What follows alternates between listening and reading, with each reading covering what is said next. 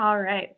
So, yeah, as I mentioned before, we're lucky to be joined by Andrew Crosson of Rural Support Partners, who will begin our hour-long online event with an overview of the importance of participating in networks and share some examples of really powerful networks with which he's been involved.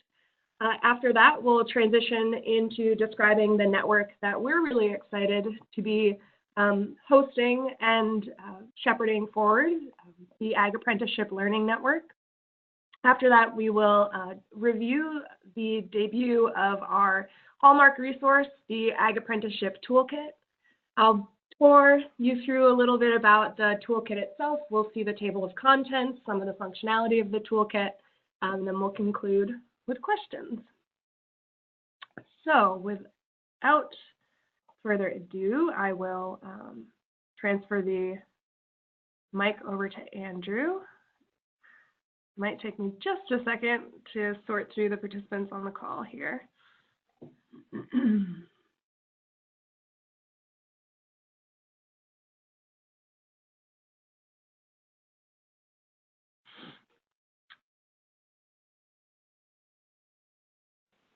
All right, Andrew, you should be all set. All right. Can everyone hear me? Yes. All right. Great. Well, thanks, Bree, for the introduction and for putting this webinar together. Happy to be here with you all and be able to share a little bit about networks. Again, my organization is called Rural Support Partners. My name is Andrew Crosson.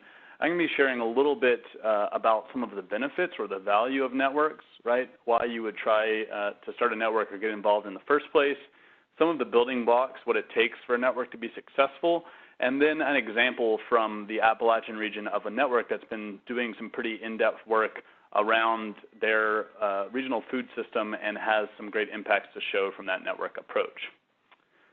So again, my organization is called Rural Support Partners. We've been, for about 10 years now, studying and working with networks. We play a variety of support and coordination roles with a number of networks here in the Appalachian region. We've also studied networks across the country.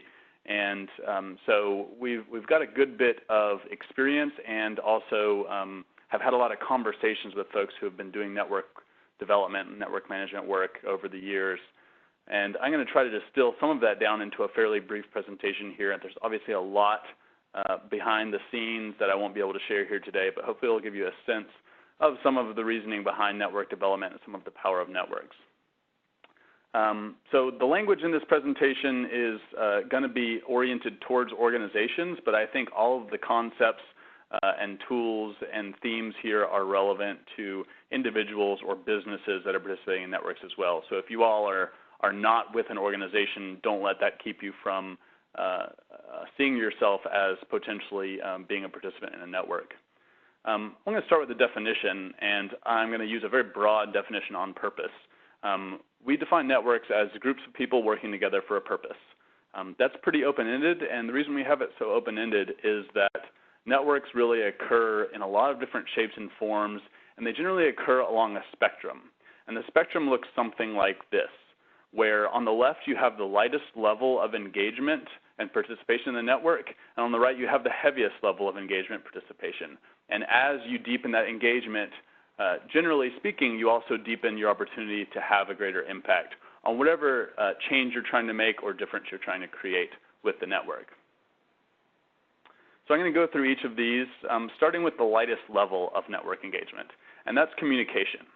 Communication is pretty self-explanatory. It could be as little as keeping in touch, basic familiarity with each other, some light sharing of information, possibly you get together occasionally, see what each other are up to. Again, it's undoubtedly a positive thing, but you also have to have pretty modest expectations about what you're going to get out of a network if all you're doing is communicating and staying in touch. The next level is coordination. And coordination generally is doing similar activities to what you've already been doing, but doing them in alignment with each other.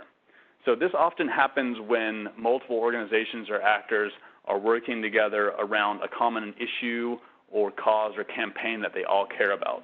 And so they'll do things like sharing information about their activities. They might work to share about their services or activities, align those services or activities with each other. And then they're probably working together to bring either attention or resources towards some cause or issue that they care about.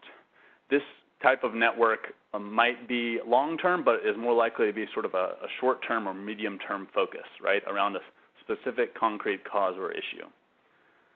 The next level, once you get into a little bit deeper coordination, even into collaboration, is where you have different actors engaging each other around some actual shared goals. So they've actually gotten together enough, engaged enough to where they can say, here's what we're trying to do together, and it's worth some time and energy to begin to work towards these shared goals. Some of the activities that you'll do in this level of network include peer learning and support, so spending time together, understanding each other's work, sharing what you do, sharing your approaches, coordinating your services and activities, so sharing more about what you do on a day-to-day basis, possibly identifying some gaps in your collective services or activities and figuring out how to plug those gaps, maybe adding some shared capacities. So this would be something, a function or a position or a capacity above and beyond what already exists within the organizations in the network. And then creating some shared vision, an analysis of what you're trying to do, a vision for what it would look like if you accomplish your goals, and some strategies to start to move towards those goals. So this is a level where you're actually starting to create some new work, some new strategies above and beyond what you've already been doing as an organization or as an individual business or actor.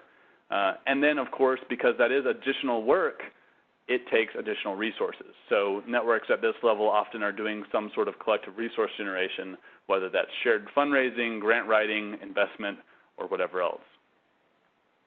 And then the last level, the deepest level of engagement, and in theory, the deepest level of impact comes at this collective impact level. That's a phrase that's sort of emerged over the years, but really what we mean by collective impact is when a group of actors are working together in a deep and strategic way to move a bigger picture agenda or to try to achieve some bigger picture change. So if you're trying to change a system like the local food system or the energy system or anything else in your community or in your region or even across the country, then you might need some deeper level of coordination and engagement. And that's what happens here. So some of the things that happen at this level of engagement, you're actually defining a shared agenda. So you're saying of all the things that we could potentially be doing or that we're doing individually, these are the things that we're going to focus on together. These are our priorities. This is our agenda. You create shared measures, so ways to understand the change that you're creating or the difference that you're making, and everyone agrees to measure the same thing or to keep track of the same thing because that's the way that you decide you're going to be able to show your difference. You also are developing mutually reinforcing activities. So this means either adjusting what you're already doing to better fit with other actors or creating new activities. So this is a level beyond just doing more of what you've already been doing. You actually are adjusting your activities and your approach to fit with the network's agenda. Continuous communication. Everyone involved in a network needs to be in contact with each other. Communication needs to flow freely, whether it's centralized or between members or ideally both. That really is the lifeblood of a network, is communication between its members. And then lastly, the most mature networks and those that are taking on the most ambitious agendas and strategies often need a backbone organization. So that's an entity whose job it is to support and facilitate the group's work, because at this level of a network, it is additional work above and beyond what you're already doing as an organization, and it really helps to have somebody who wakes up every day thinking about the whole, right? Thinking about the network, the sum of all the different groups that are participating and what they're trying to do together. Because we assume that everybody involved in the network already has a full-time job. So this backbone organization can often be a really critical piece of the puzzle. So again, here's the spectrum. And as you move from that lightest level of network coordination, which is on the left with communication, through coordination, collaboration, finally collective impact, hopefully you're also achieving deeper and more lasting impacts because of the level of engagement within that network. So why would you want to be in a network in the first place? That's the question, and I think there's some good answers to it, but these are some of the questions that you might want to be asking and that hopefully you can find an answer for, and that's how you can justify the time and energy that it takes to participate in a network. It all comes down to what can you do as part of a network that you can't do as an organization. Organizations are inherently limited, and so a network oftentimes allows you to achieve levels of impact or influence or access to resources or knowledge that you can't do on your own. You should be able to ask why you would want to build a network in the first place. There should be some direct benefit to you from participating in a network. You should get something out of what you put in, right? You don't just build a network for the sake of doing it. It should do something for you. And then lastly, to be real and to be practical about this, you need to recognize that networks are extra time and money. Different levels, depending on the level of the network, but you need to be clear about what you're hoping to get out in return for that time and money and energy that you're putting into a network. So with these questions in mind, we've talked to a lot of different networks around the country and worked with a lot here in the Appalachian region, and we've identified some common themes in terms of what people get out of networks. What is the value? What are the benefits of participating in a network? First thing that we hear, and this is just fundamental, is that people reported that they found networks to create a foundation of stronger trust and stronger relationships with their peers, with other people working in their region or in their sector or on similar issues. And this foundation of trust and relationships allows people to take on bigger, more challenging, more riskier strategies and to seek bigger picture change. You can't do that without the trust and relationships. And so that's one of the first and foremost benefits of participating in a network.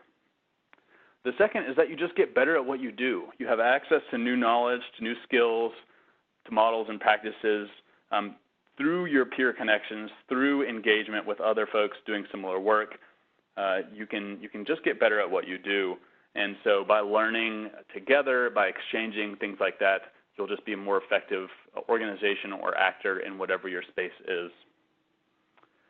Number three is that it also makes for stronger leaders and organizations. A lot of this has to do with being with peers and being able to offer mutual support. Nobody understands the challenges of doing food systems work like other organizations that are doing food systems work. And so by being able to share strengths, challenges, opportunities, lessons learned, you become not only better leaders, but stronger organizations. Increased access to funding. This is a big one. This oftentimes is one of the motivating factors for getting involved in a network. It shouldn't be the only one, but it is an important one. Oftentimes, there's a limit to what individual organizations can access in terms of funding and resources. Networks, on the other hand, have a different level of scale and reach. They can access funding sources and access resources of a scale that an individual organization can't, channel those resources back down to the ground to support the work. And in that way, organizations sort of get their foot in the door in space that they might not be able to access otherwise. Number five, this is the real so what, greater impacts. If networks aren't helping you be more impactful, then there's no point to them at all. And greater impacts happen because no matter how effective an organization or entity is individually, there's a limit to what they can achieve. When you start to add up the work of different organizations and have them all aligned and coordinated and working together, you begin to achieve a different scale of impact. And it really goes to that the old mantra that the whole is greater than the sum of its parts. And that's really what we've seen again and again with these networks, is folks felt like it leveraged and magnified the impact of their own work into something much greater. Number six, greater influence. So again, individual organizations only are going to have so much power, voice, and visibility. But when you begin to put together a collection of organizations within a network, you establish a collective vision, a collective voice, and the ability to influence larger institutions, policies, and decision makers. And then we know there's a lot of other things. There are tangibles and there are intangible benefits to participating in a network. We can't list them all here, but these are some of the major categories. So if those are some of the reasons you would want to participate in a network, what does it take? What makes a network successful? Networks are pretty enticing these days. It's one of those concepts or buzzwords that we hear a lot about, but it also is a very real and practical body of work to make a network function and be successful and effective. And so by studying and working with a lot of different networks, we've identified a set of what we call building blocks for successful networks. And these building blocks are the things that need to be in place to be effective, and the most effective networks are going to have each of these pretty well developed. So the first one, again, is relationships and trust. So this is one of the benefits you get out of a network. It's also the foundation for a network to do any meaningful work or make any lasting change. So you got to start with the relationships and the trust between the members of the network itself. The second is a shared vision, identity, and values. So that means that the members of the network need to they don't necessarily need to agree on everything. They don't need to be 100% aligned, but they need to agree on what they're trying to do together, on what they stand for, on what they stand against, what difference they're trying to make.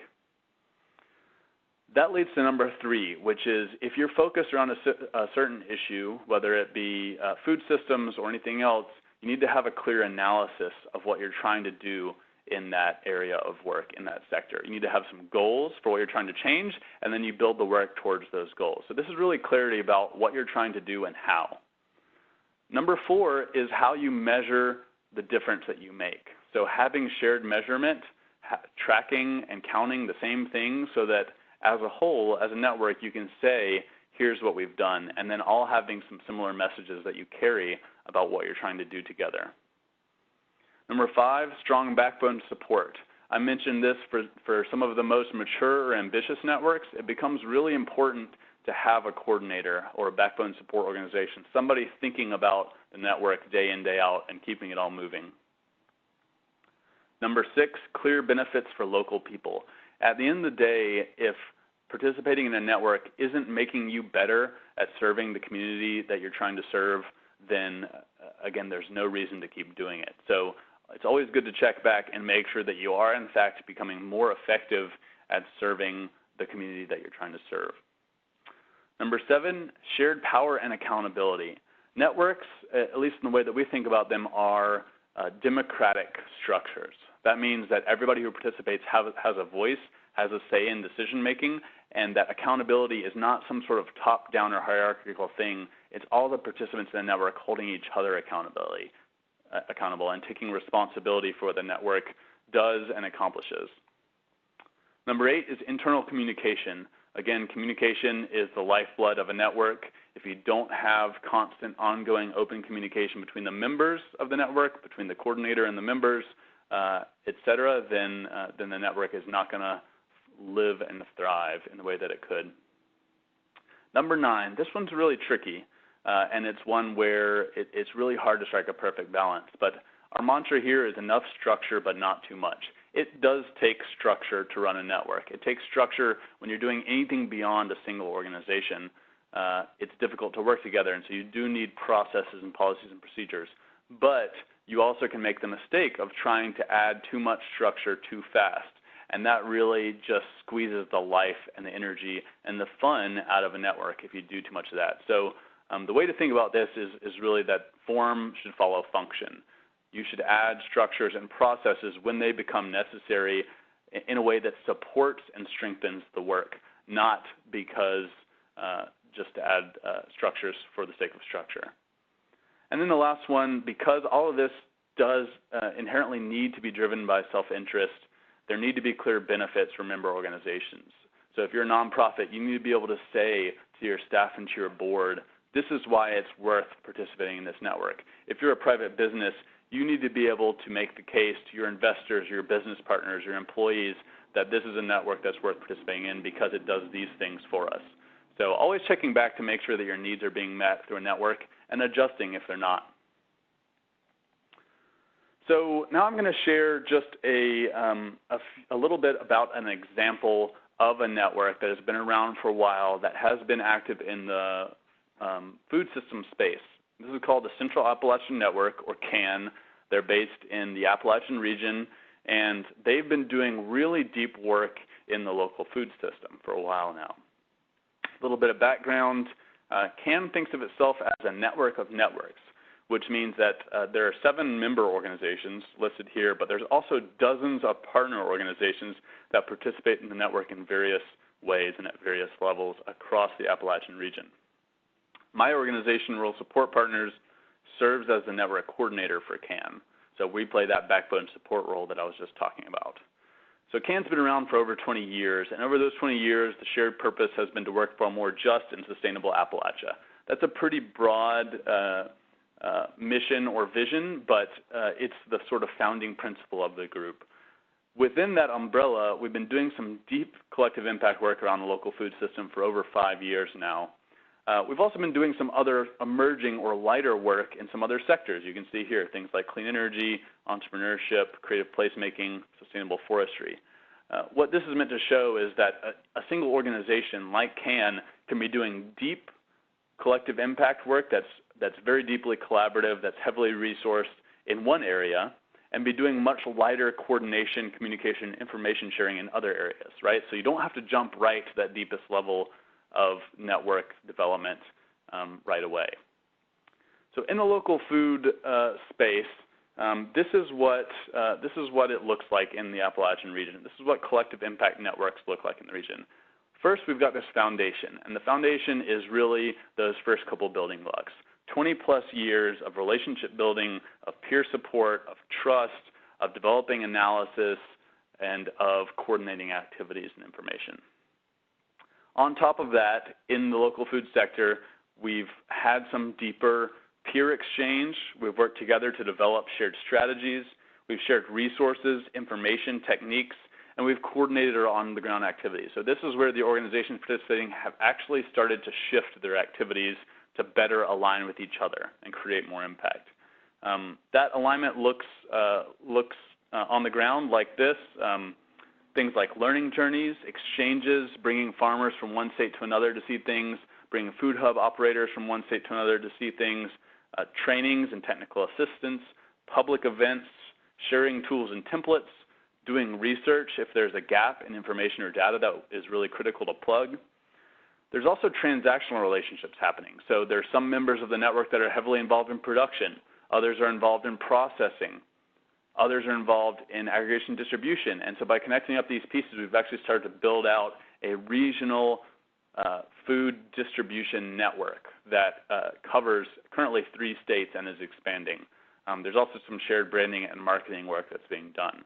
So this is not just at the conceptual or informational level. There's also this deep coordination collaboration in the transactional sense, in the actual economic functions of the local food system. As a network, CAN has also worked to develop shared language, so we talk about these things the same way. We've got shared evaluation metrics. I'm going to be talking more about those here in a little bit. And then we've got shared messaging and communications for funders and investors and other stakeholders. And to make all this happen, we've had to do some collaborative fundraising. So we actually apply for and secure funding together. We manage projects together, and we report on our work together. So this is where things like that shared power and accountability, constant communication, things like that become really important. I'm going to talk a little bit about the importance of measuring impacts, and that's something that CAN, as a network, has really put a lot of time and energy into. And the reason is this. We want to be able to show beyond the shadow of a doubt that local food systems work is a very real economic development strategy. It can be an economic driver in an economically distressed and rural region like Appalachia, and we can say that because we can show tangible results. It also increases the credibility and the alignment of the organizations. So an organization participating in CAN, participating in our data collection process, has a stronger case to make just for their organization, for their own effectiveness and credibility. It also shows that all of this work is connected, that it does take more than just focusing on our own programs and activities if we really want to make a difference in the grand scheme of things. And this data helps to show that to our stakeholders, to decision makers, and our supporters.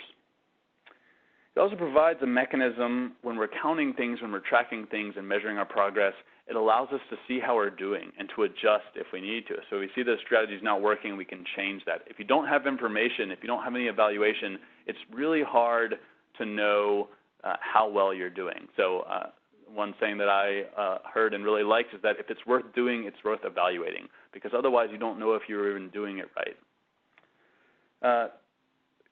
Networks and tracking the impacts of networks is also really important for being able to influence others. You heard that back in the value of networks section. So CAN has been able to influence funders and decision makers, groups like the Appalachian Funders Network, which is 80+ grant makers in the region, the Sustainable Ag and Food Systems Funders Network, which is national, the Appalachian Regional Commission, which is a federal agency, and then the USDA. All have taken information, lessons learned, tools, messages from CAN and incorporated it into what they do. And then at the end of the day, what we're trying to do is to show regional momentum. We're trying to show that Appalachia's local food systems are a real meaningful economic driver in the region, and that they're contributing to all of these other benefits in our communities, like small farmers and businesses, health, economic resilience, et cetera. So some of the data that we've been collecting, you can see here, this is just a chart that shows the percentage changes over the year. We started collecting in 2009. The most recent data we have is 2016. And you can see some of the things we've been counting here. We've been counting the number of producers, the revenue to those producers, the number of buyers purchasing local food products, the total purchases of those buyers, and then investment in this local food system, or the value chains as we call them. And I'm going to dive into a couple of these real quickly. So the first is producer revenue. So we started in 2009. We had 96 producers who were making about $3.5 million. By 2016, that was 953 producers participating in these value chains, and they were making $15.5 million. So that's gross revenue. That's money going back into farmers' pockets. It's showing that farmers are making a living in the local food economy in Appalachia. And these are big numbers. They grab your attention. They're numbers that we can get people to pay attention to. And we know that we're just scratching the surface of the true economic impact of the local food system in our region. Buyers is another category we've been tracking. In 2009, we had 51 wholesale buyers who purchased just under $2 million. In 2016, we had 160 different wholesale buyers who were purchasing almost $11 million in Appalachian food products. So takeaway here is that we track these larger buyers like wholesale retailers and institutions because they represent a pathway to scale. They are purchasing in larger volume, their demand is consistent, and so they provided a market opportunity for the region's producers to grow into. And the message that we're always taking from this is that demand is continuing to exceed supply, and that means there's opportunities to expand production in the region, to get more farmers growing in the region because the demand is out there, and we've got the numbers to prove it. Investment is another thing we've been tracking. So in 2009, we had 37 different investors, about $1.5 million in investment, and the vast majority of that was from grants. So external sources, grant subsidies, as we were getting these value chains up and running. In 2016, we had 47 investors, a little over $2 million. So not a huge gain in the amount of investment, but the important thing to note here is that there was a huge shift in where that money was coming from. 78% of the investment in 2016 was coming from non-grant sources within the value chain. So actual actors in the local food system expanding their equipment, their property, taking on debt, investing their own money into their operations and into their shared infrastructure. So what this shows is that these local food systems, these value chains, are increasingly self-sustaining. They're less and less reliant on grant funding, which is something that funders always want to see, and really shows the message that we are growing these food systems to scale, and this is not just some philanthropic or charity endeavor. This is a very real economic sector that is becoming self-sufficient and self-reliant. And then the last thing I want to talk about is jobs and employment. So we started tracking this in 2012, and we counted full-time equivalent jobs. So there are fractions represented part-time jobs. In 2012, we had 391 year-round jobs, 593 total jobs. So that includes seasonal jobs. 2016, those numbers were up to 797.5 year-round jobs and 964.5 total jobs. That includes year-round and seasonal jobs. So the takeaway here is that employment numbers, job numbers matters to just about everybody, from national politicians down to local government down to families on the ground. Everybody cares about jobs. This is only what we're able to track, and we also recognize that farming jobs are really tricky to count. They look a lot of different ways, and so this is just beginning to scratch the surface. We don't really know what the true impact is on regional employment from the local food system. So those are just some impact numbers to show, again, the power of a network. When a network gets together and some organizations commit to working together in this local food space, this is what they're able to do, and this is what they're able to accomplish. So that's all I've got for today. If you want more information on networks, on value chains, on evaluation, you can check out ruralsupportpartners.com. If you want to learn more about the Appalachian region, about food systems work specifically, or about the Central Appalachian Network, or CAM, you can check out their website or their Facebook page. So I think that is all I've got. Bree, I'm going to try to turn it back over to you.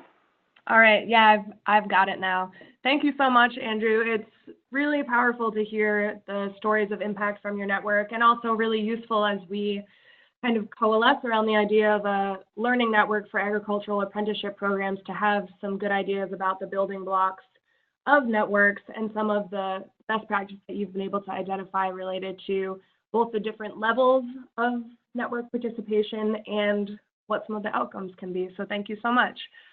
I think we have about 5 minutes here for some questions. So if you have a question for Andrew that you haven't had the opportunity to pose, you can go ahead and type it into the chat box. But I do have a few here for you, Andrew, and I will just go down the list. The first one is social media changing the nature of the networks you work with, and if so, how? That's an interesting question. I would say that we haven't probably been as savvy with social media as we could be. The main thing that's changing, I think, is that there's this ability to leverage each other's social media presence when you're in a network. So we have some organizations in the network that are really, really savvy and active in the social media space, have massive following in their community, and so they're able to leverage that and support other organizations that maybe don't have as much of a following or don't have as much of a social media presence. And so there are just dozens of food-focused organizations in the Appalachian region that are all constantly reinforcing each other and lifting each other up in the social media space. So definitely lots of potential benefits there from using social media to strengthen and lift up the work of the network. Great, thank you. And then another question is whether rural support gets paid to be a network coordinator, and is it necessary to have a paid coordinator to make a network really successful? That is a fantastic question. Very important question too. So yes, we get paid to coordinate the Central Appalachian Network. So when they raise money and they're doing this shared fundraising, they're raising money to cover their time, to cover the activities in the network, and to cover the cost of coordination. And so we try to be very clear up front about that. If you're a network that's trying to do a deeper level of work, right, where you actually are having some shared activities together, where you're doing shared evaluation, that is extra work. That's above and beyond anything that any of these organizations are already doing. And so it does take resources, it does take support. So it's not absolutely critical for every network.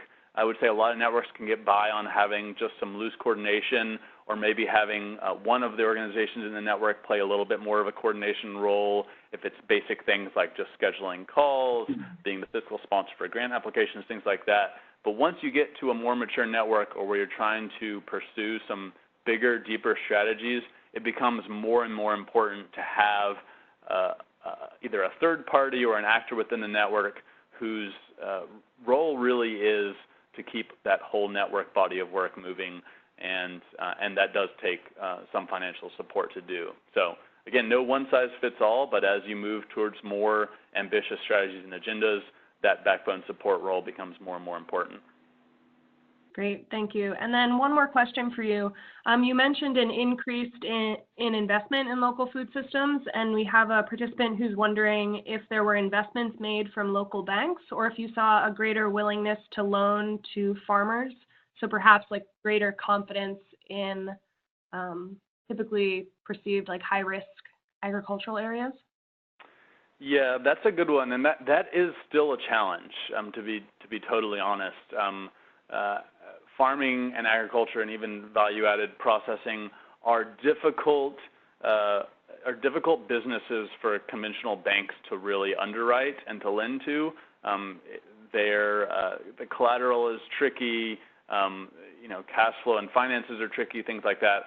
We've been fortunate that we have a couple of really thoughtful, creative, and grounded CDFIs is the acronym. They're Community Development Finance Institutions, and they are basically, they're nonprofits. We have two that are members of the Central Appalachian Network, so within our own members, and basically they're community banks. Their job is to lend money in rural areas and regions of the country where there's not a lot of investment. And so they have a mission to make those sorts of loans and investments, and so it works out really well. So if you're in a rural region, you probably have a CDFI that supports your region. Some are better than others, honestly, and some are more willing to think outside the box and really get creative with you because they know that the local food system is important, for example, and they want to figure out how to make investments in farms and food businesses. So that is a tricky one, though. By and large, it's difficult for banks to invest in the sort of businesses that we've been working with. So good question. Great. Well, thank you. That is it for questions for now, and Andrew will be. Actually, we have one more, Andrew. If you want to take one more, are there any tools or diagnostics to help see where your network is on the continuum that you shared? That continuum being from communication through to collective impact. Yeah, for sure. That's a great question. I think that probably the simplest way to get started is just to look across those building blocks. So where I shared the 10 building blocks, and just sort of assess where you are on each of those.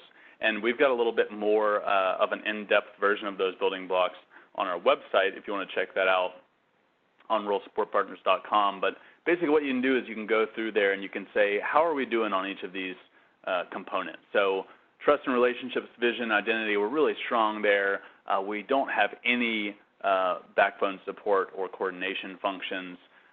We don't have good shared communication, things like that. And so you can identify how strong you are in each of those areas, and you can say how important does that feel, and that can actually help you to prioritize, because it's difficult to do all those things at once, which is why I really emphasize on that spectrum that there's no wrong way to get started on networks, and then oftentimes it does make sense to start with just some light communication, then some light coordination, and then you begin to add more depth, greater engagement, more structure as it becomes necessary. But you don't necessarily have to do all of those things right off the get-go, if that makes sense.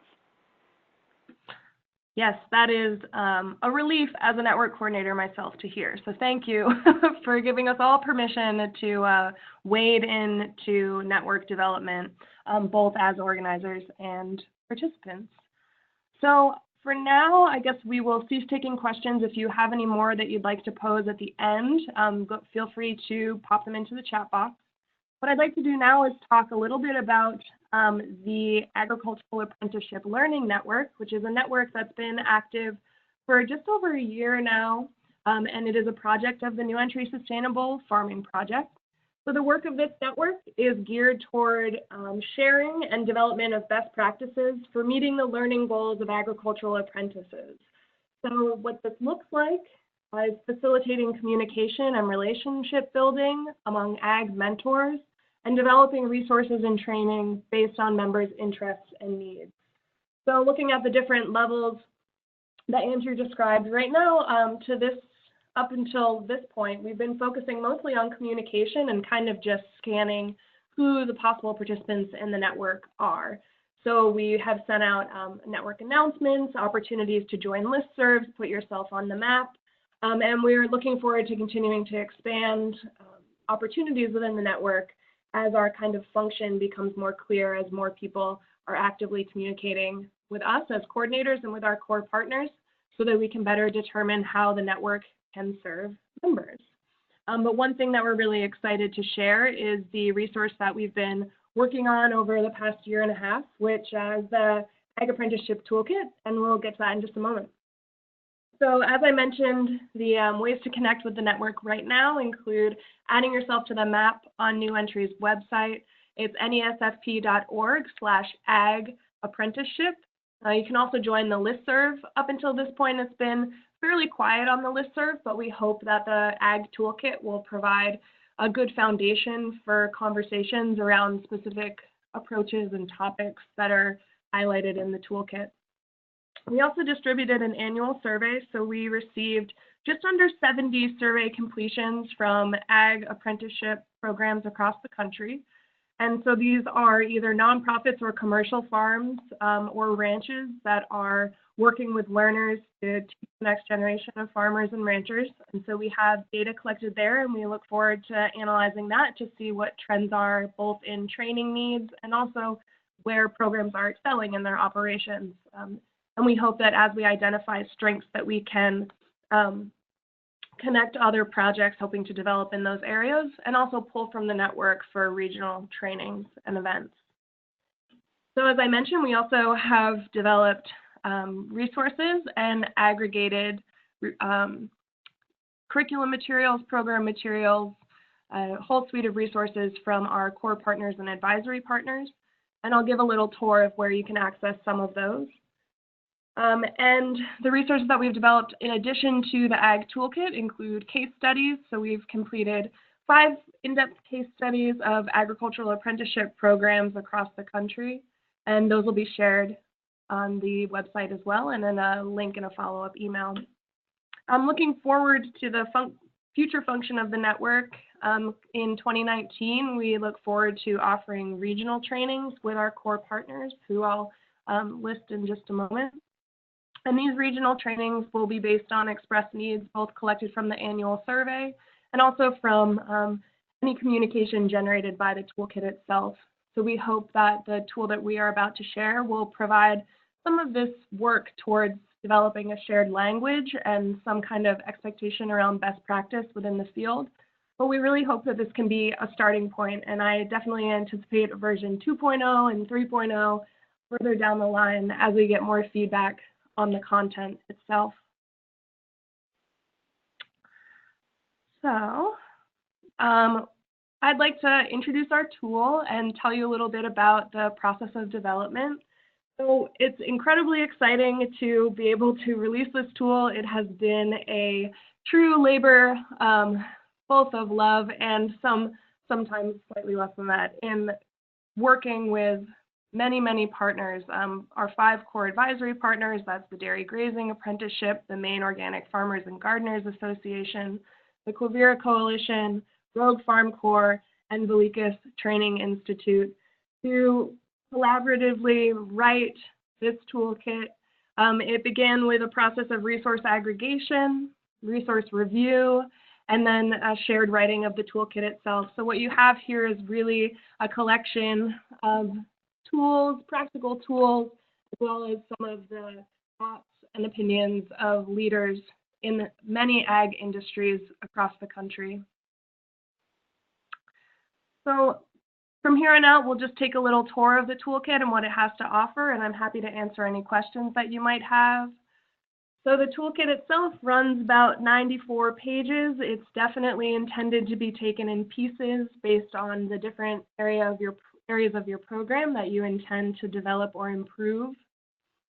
So you can see that we cover anything from the questions that you might be asking yourself if you're just considering what you want to offer on your farm in terms of educational opportunities to engage, all the way through some of the more particular aspects of evaluation in terms of assessing mentors.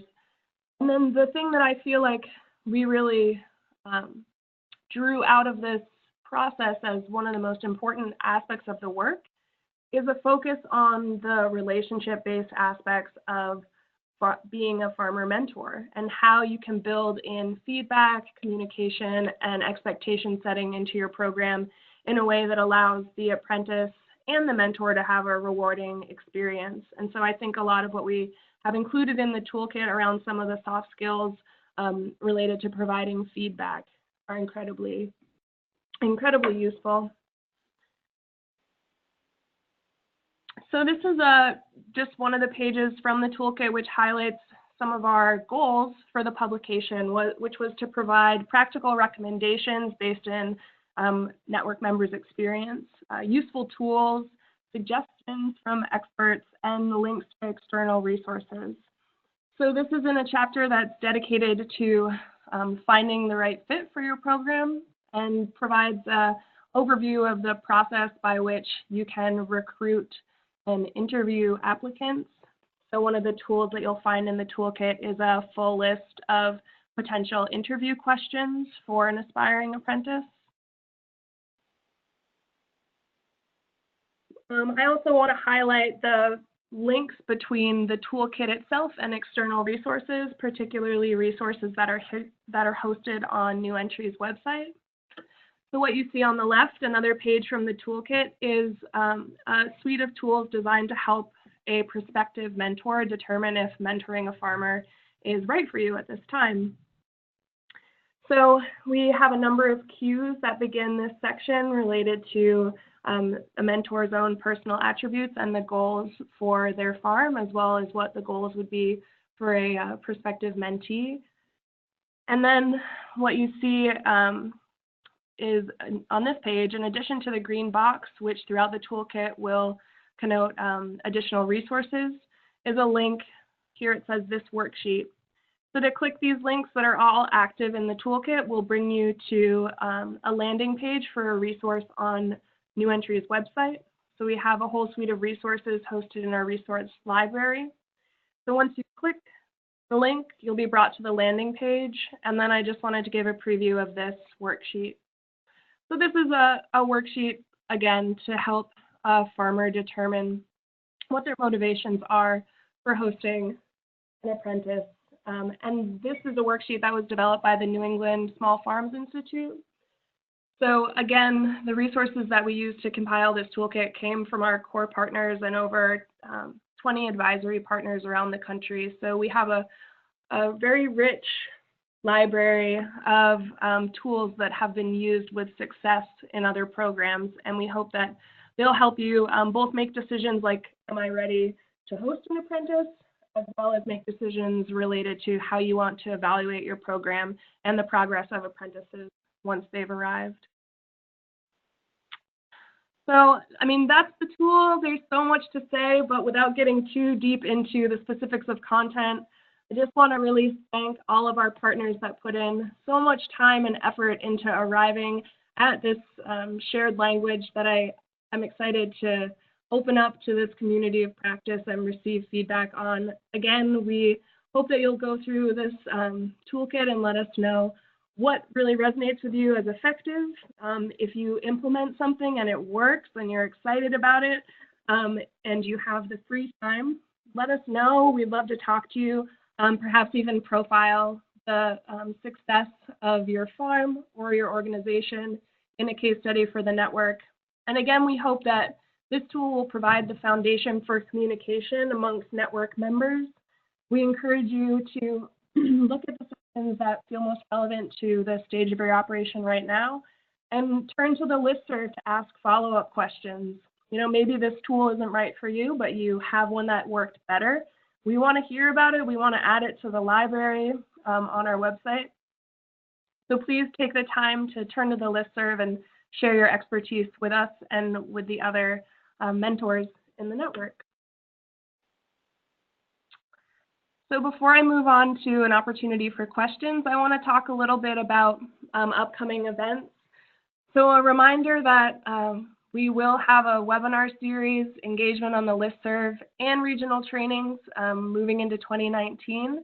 Webinars have started this year, and we are really excited to have planned a webinar for April 10th with the Beginning Farmer Resource Network of Maine. And this webinar will be on teaching interpersonal skills and have a focus on communication, decision-making, and time management. So one aspect of the toolkit that we didn't really mention is about curriculum design. And again, the strength of the toolkit, I feel, is really kind of in more of the relationship-based implementation of a program, as well as some of the policies and procedures of the farm. However, we do provide a full chapter on curriculum tools and curriculum design, which gives suggested topics for different areas of production. And we also overview the developing a curriculum process that is used when pursuing a Department of Labor registered apprenticeship. So this webinar will both kind of give an overview of some of the importance of these different skills, as well as the curriculum that was built to enhance an existing DACM, which is also profiled in the toolkit. So we hope that you can join us on April 10th for continuing professional development. And I guess at this point, I'd be happy to answer any questions that you might have about the network. And we'll just close by encouraging you all to join the listserv if you haven't yet, to be active and consider how reciprocity plays into this. So we are serving this role as a backbone coordinator, but we are, you all, our members, are the heart of the network. So we hope that you will continue thinking about how you can bring life and your knowledge to the table. So for now, I guess I will open up to questions.